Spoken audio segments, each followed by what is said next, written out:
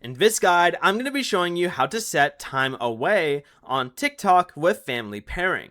This is Miguel from Just Boz, and before we get into this guide, make sure to like the video and subscribe to the channel with all notifications on for more content like this. It really does help out the channel and we'd greatly appreciate it. If you have any questions, just ask them down in the comment section below. I'm going to be doing my best to reply to every single comment down there.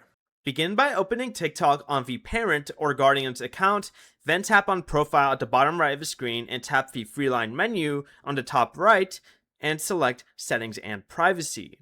Then go ahead and select the Family Pairing option under Activity, then select your teen's linked account. Tap Screen Time, then select Schedule Time Away.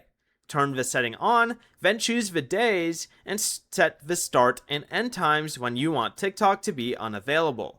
During those scheduled hours, your teen won't be able to use TikTok unless they send you a request for additional time and you approve it. Before you leave, remember to like the video and subscribe to the channel with all notifications on for more content like this. It really does help out the channel and we'd greatly appreciate it. And if you did have any questions, just ask them down in the comment section below. I'm going to be doing my best to reply to every single comment down there. Peace.